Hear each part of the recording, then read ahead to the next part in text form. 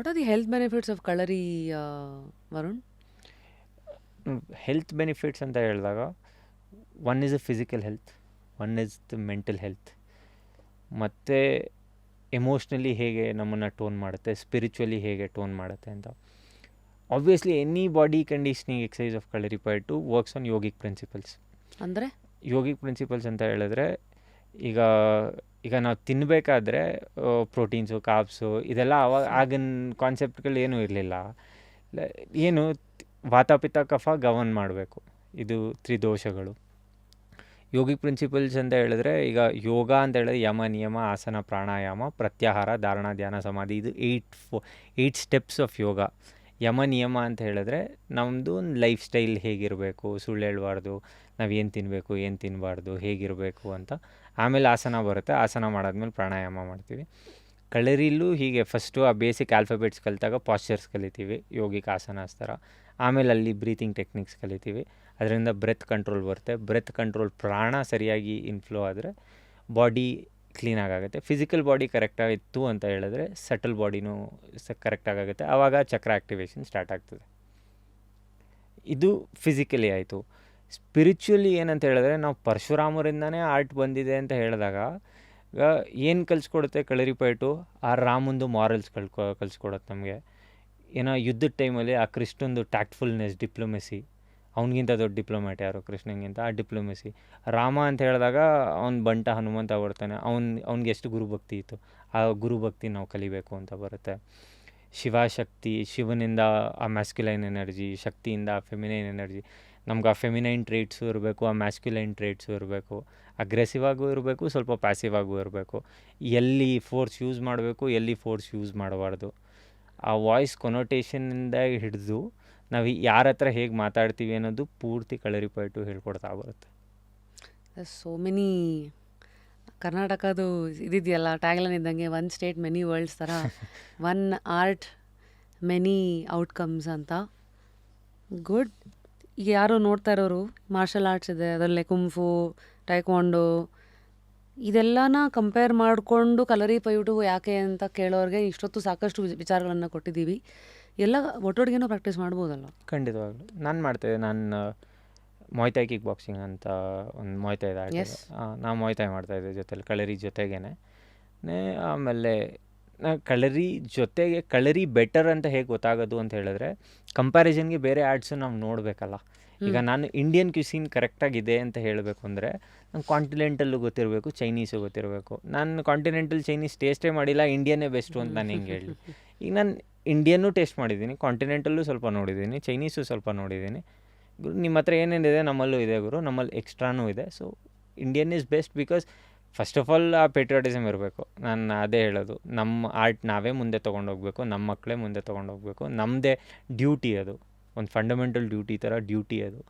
ಇದನ್ನ ಮುಂದೆ ತೊಗೊಂಡೋಗ್ಬೇಕು, ಅದಕ್ಕೋಸ್ಕರನೇ ಪ್ರಾಕ್ಟೀಸ್ ಮಾಡಬೇಕು ಅಂತ. ವಾಟ್ ಪರ್ಸೆಂಟೇಜ್ ಆಫ್ ಗರ್ಲ್ಸ್ ಇದನ್ನು ಟ್ರೈ ಮಾಡ್ತಾರೆ?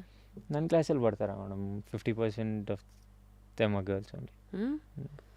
ಆ್ಯಂಡ್ ಈಸ್ ದರ್ ಎನಿ ಇದು ಲೈಕ್ ಪೀರಿಯಡ್ ಟೈಮಲ್ಲೆಲ್ಲ ಮಾಡಬಾರ್ದು ಆ ಥರ ಏನಾರು ಇದೆಯಾ? ಹೌದು, ಮಾಡಬಾರ್ದು ಅಂತ. ಅಂದರೆ ಅದು ಒಂದು ಕನ್ಸೆಪ್ಷನ್ ಥರ ತೊಗೊಂಡ್ಬಿಡ್ತಾರೆ. ಈಗ ಎಷ್ಟೋ ಗರ್ಲ್ಸ್ಗೆ ಪೀರಿಯಡ್ಸ್ ಟೈಮಲ್ಲಿ ಕಳರಿ ಒಳಗೆ ಬಿಡಲ್ಲ.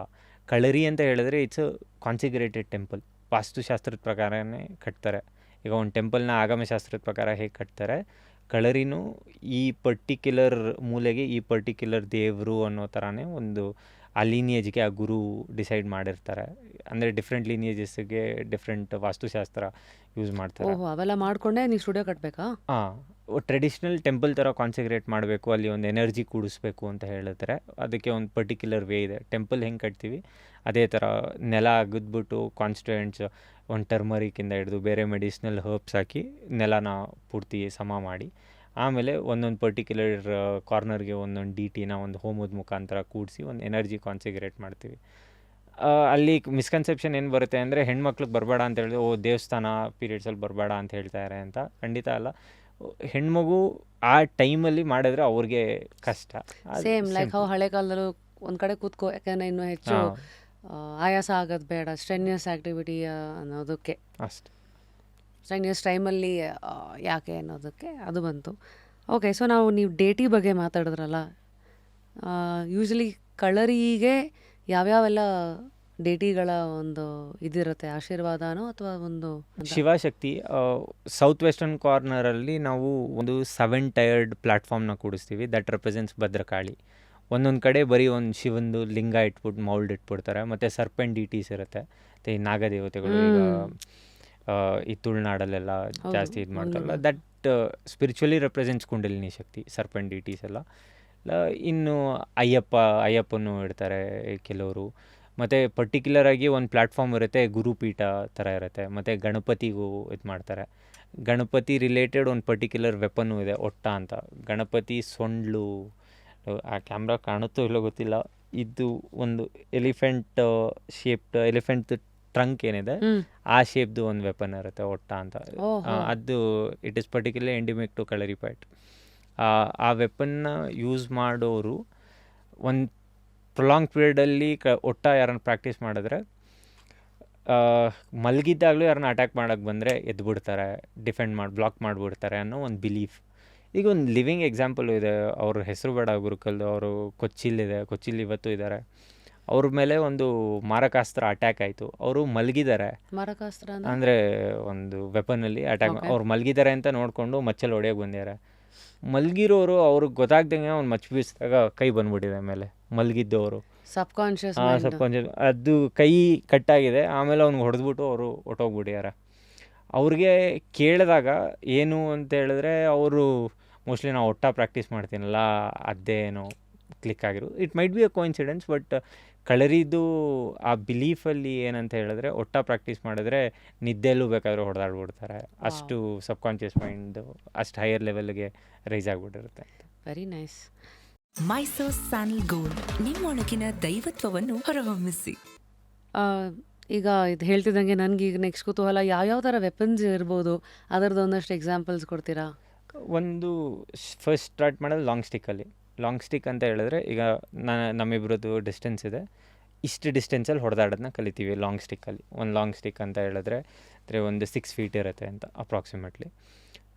ಇಷ್ಟು ಫೀಟಲ್ಲಿ ಹೊಡೆದಾಡೋದು ಕಂಫರ್ಟಬಲ್ ಆದಮೇಲೆ we reduce the distance. Short stick ಬರುತ್ತೆ, ಸಣ್ಣ ಸ್ಟಿಕ್ ಬರುತ್ತೆ, ಇಷ್ಟಿರುತ್ತೆ. 3 ಚಾನ್ ಅಂತ ಹೇಳ್ತಾರೆ. ಇದು 1 ಚಾನು, 2 ಚಾನ್, 3 ಚಾನ್, 3 ಚಾನ್ ಅಂತ ಹೇಳ್ತಾರೆ, 3 ಚಾನ್. ಇದು ಆದಮೇಲೆ ಇನ್ನೊಂದು ಚೂರು ಹತ್ತಿರ ಬರ್ತೀವಿ, ಒಟ್ಟ ಪ್ರಾಕ್ಟೀಸ್ ಮಾಡ್ತೀವಿ. ಅದು ವುಡನ್ ವೆಪನ್ ಕ್ಯಾಟಗರಿಯಿಂದ ಬರುತ್ತೆ. ಹಾಂ, ಅದು ಬಿಟ್ಟರೆ ಇನ್ನು ಐರನ್ ವೆಪನ್ಸ್ ಎಲ್ಲ ಕತ್ತಿ ಬರುತ್ತೆ, ಕಟಾರಮ್ ಅಂತ ಬರುತ್ತೆ.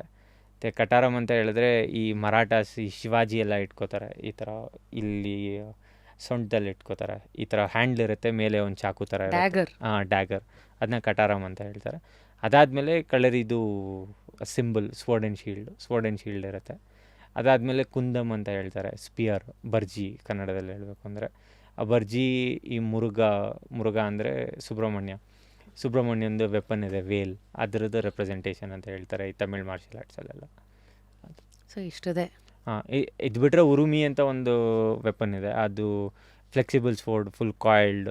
ಅದು ಮಾಬ್ ಅಟ್ಯಾಕ್ ಆದಾಗ ಆಗಿನ ಕಾಲದಲ್ಲಿ ಸೊಂಟಕ್ಕೆ ಕಟ್ಕೋತಾ ಇದ್ರಂತೆ. ಅದನ್ನು ಒಂದು 10-20 ಜನ ಬಂದರೆ ಅದು ತೆಗೆದ್ಬಿಟ್ಟು, ಅದು 2 ಕಡೆ ಫ್ಲೆಕ್ಸಿಬಲ್ ಇರುತ್ತೆ, 2 ಕಡೆ ಶಾರ್ಪ್ ಇರುತ್ತೆ, ಫುಲ್ಲು ಎಲ್ಲ ಕಡೆ ಹೆಂಗೆ ಬೇಕಾದರೂ ತಿರುಗುತ್ತೆ. ಅದು ತುಂಬ ಲೀತಲ್ ವೆಪನ್, ನಮಗೆ ನಾವೇ ಕಟ್ ಮಾಡ್ಕೊಳ್ಳೋ ಚಾನ್ಸು ಇರುತ್ತೆ ಅದರಲ್ಲಿ. ಓಹೋ. ಆಲ್ಸೋ ಕಳರಿನಲ್ಲಿ ನೋಡಿರ್ತೀನಿ, ಅಥವಾ ನಂಗೆ ಗೊತ್ತಿಲ್ಲ, ಬರೀ ಸಿನಿಮಾದವ್ರಂಗೆ ತೋರಿಸಿದಾರ, ಮೈಯೆಲ್ಲ ಎಣ್ಣೆ ಬಳ್ಕೊಂಡು ಇಳಿತಾರಲ್ಲ, ಹೌದು. ಅದೇನಕ್ಕೆ? ಅಂದರೆ ಅಷ್ಟು ಬೇಗ ಏಟು ಬಿದ್ದರೆ? ಇಲ್ಲ, ಒಂದು ಏನಂತ ಹೇಳಿದ್ರೆ 3 ಫ್ಯಾಕ್ಟರ್ಸ್. ಒಂದು, ಆಗ ಎಣ್ಣೆ ಹಚ್ತಾ ಇರಲ್ಲ, ಪಿಕಾಕ್ದು ಫ್ಯಾಟ್ ಹಚ್ತಾ ಇದ್ರಂತೆ ಆಗಿನ ಕಾಲದಲ್ಲಿ. ಆಗಿನ ಕಾಲದಲ್ಲಿ. ಇವಾಗ ಎಳ್ಳೆಣ್ಣೆ ಹಚ್ತಾರೆ. ಒಂದು, ಎಳ್ಳೆಣ್ಣೆ ಸ್ವೆಟ್ಟಾಗಿ ಹೋದಾಗ, ಈಗ ಕ್ಲಾಸಿಗೆ ಮುಂಚೆ ನಾನು ಎಣ್ಣೆ ಹಚ್ಕೊಂಡಿನಿ ಅಂತ ಹೇಳಿದ್ರೆ, ಕ್ಲಾಸ್ ಮುಗಿದಾಗ ಆ ಎಣ್ಣೆ ಇರಬಾರ್ದು. ಅಷ್ಟು ನಾನು ಬೆವ್ತ್ಬಿಟ್ಟು ಆ ಎಣ್ಣೆ ದೇಹ ಅಬ್ಸರ್ವ್ ಮಾಡ್ಕೊಂಡಿರಬೇಕು. ಮತ್ತು ಪ್ರಾಕ್ಟೀಸ್ ಮಾಡಬೇಕಾದ್ರೆ ಒಬ್ಬ ಎಣ್ಣೆ ಹಚ್ಕೊಂಡಿರೋನ ಮೇಲೆ ಪ್ರಾಕ್ಟೀಸ್ ಮಾಡಿದ್ರೆ, ನಾರ್ಮಲ್ಲಾಗಿ ಕಾಂಬ್ಯಾಟಲ್ಲಿ ಒಬ್ಬ ನಾರ್ಮಲ್ ಮನುಷ್ಯನ ಹಿಡ್ಕೊಳ್ಳೋದು ಈಸಿ ಅಂತ. ಈಗ ಎಣ್ಣೆ ಹಚ್ಕೊಂಡಿರ್ತಾನೆ, ನಾನು ಹಿಡಿಯೋಕೆ ಹೋಗ್ತೀನಿ, ಕೈ ಸ್ಲಿಪ್ ಆಗುತ್ತೆ. ಪ್ರಾಕ್ಟೀಸ್ ಮಾಡಬೇಕಾದ್ರೆ ಆ ಸ್ಲಿಪ್ಪರಿ ನೇಚರಲ್ಲಿ ಪ್ರಾಕ್ಟೀಸ್ ಮಾಡ್ತೀವಿ. ಆ್ಯಕ್ಚುಯಲ್ ಸಿನಾರಿಯಲ್ಲಿ ಯಾರು ಮೋಸ್ಟ್ ಆಫ್ ಆಲ್ ಎಣ್ಣೆ ಹಚ್ಕೊಂಡಿರಲ್ಲ, ಗ್ರಿಪ್ಪಿಂಗ್ ತುಂಬ ಈಸಿ ಆಗುತ್ತೆ ಅಂತ. ಇದು ಹೆಂಗಾಯ್ತು ಅಂದರೆ, ನಮಗೂ ಬ್ಯಾಡ್ಮಿಂಟನಲ್ಲಿ ಸ್ಟಾರ್ಟಿಂಗಲ್ಲಿ ಫೋರ್ ಆರ್ಮ್ದು ಪವರ್ ಜಾಸ್ತಿ ಬರ್ಬೇಕಂದ್ಬಿಟ್ಟು ಬ್ಯಾಡ್ಮಿಂಟನ್ದು ಆ ಹೆಡ್ಗೆ ಇದು ಕವರ್ ಹಾಕ್ಬಿಟ್ಟು ಸುಮ್ಮನೆ ಗಾಳಿನಲ್ಲಿ ಹಿಂಗೆ ಹೊಡೀರಿ ಅಂತಾರೆ, ಅದು ಹಿಂಗೆ ಎಷ್ಟು ಹಾಂ ಗಾಳಿ ಒಳಗೆ ಹೋಗಲ್ಲಲ್ಲ, so it becomes heavy. So ಅಲ್ಲೆಲ್ಲ ಮಸಲ್ ಡೆವಲಪ್ ಆಗುತ್ತೆ. ಸೊ ದಟ್ ನೀವು ನಾರ್ಮಲ್ ಗೇಮಾಗಿ ರ್ಯಾಕೆಟ್ ಹಿಡ್ಕೊಂಡಾಗ full full light light weight. ಆಗಿಬಿಡುತ್ತೆ. ಸೊ ಐ ಥಿಂಕ್ ಆ ಥರದ್ದು ಇವೆಲ್ಲ.